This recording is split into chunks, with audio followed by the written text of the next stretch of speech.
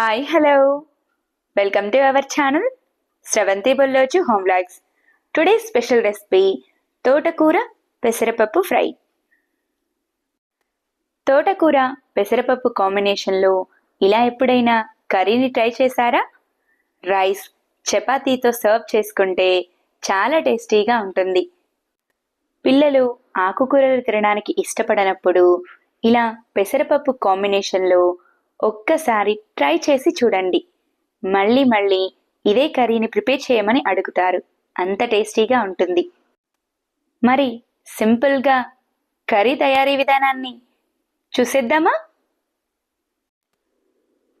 ముందుగా కర్రీని ప్రిపేర్ చేయడం కోసం ఒక చిన్న బౌల్ని తీసుకోండి.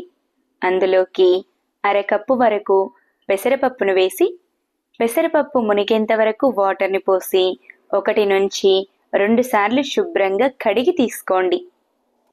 ఇలా కడిగి తీసుకున్న పప్పులోనికి మళ్ళీ పప్పు మునిగేంత వరకు వాటర్ని పోసి బౌల్పై మూతను పెట్టి నాననివ్వండి.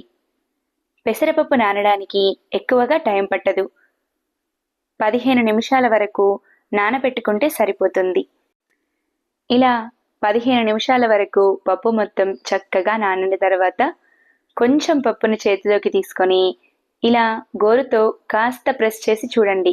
పప్పు ఈజీగా కట్ అయిపోవాలి. ఇలా అయితే పెసరపప్పు పర్ఫెక్ట్గా నానినట్టు.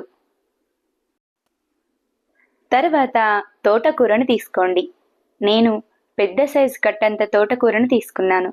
ఇలా తీసుకున్న తోటకూరను కాడలు లేకుండా ఆకులను మాత్రమే గిల్లుకొని స్ట్రైనర్లో వేసి పెట్టండి. ఇలా తీసుకున్న తోటకూరను సాల్ట్ వేసి 1 నుంచి 2 సార్లు శుభ్రంగా కడిగి తీసుకోండి.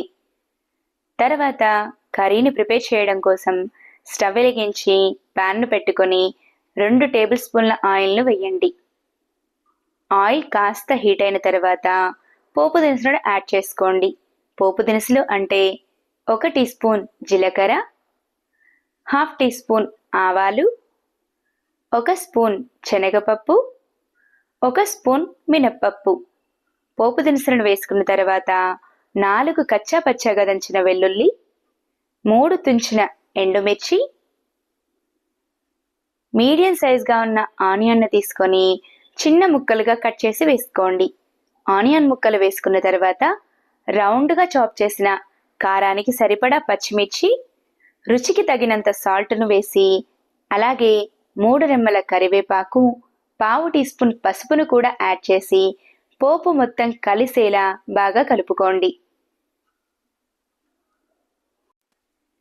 ఇలా పోపంతా చక్కగా కలిసిన తర్వాత స్టవ్ని లో ఫ్లేమ్లో ఉంచి 2 నిమిషాల వరకు అలాగే వదిలేయండి.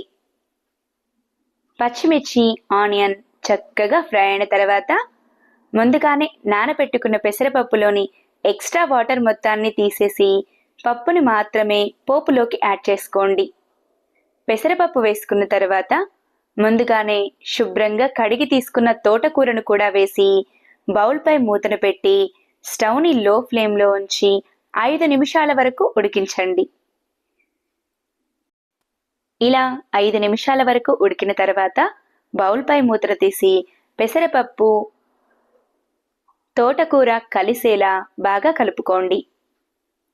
ఇలా పోపంతా చక్కగా కలిసిన తర్వాత మళ్ళీ బౌల్పై మూతను పెట్టి పెసరపప్పు కాస్త ఉడికేంత వరకు స్టవ్ని లో ఫ్లేమ్లో ఉంచి మాత్రమే ఉడికించండి.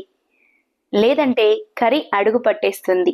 కాబట్టి లో ఫ్లేమ్లో ఉంచి మాత్రమే మధ్య మధ్యలో కలుపుకుంటూ కర్రీని ప్రిపేర్ చేసుకోండి.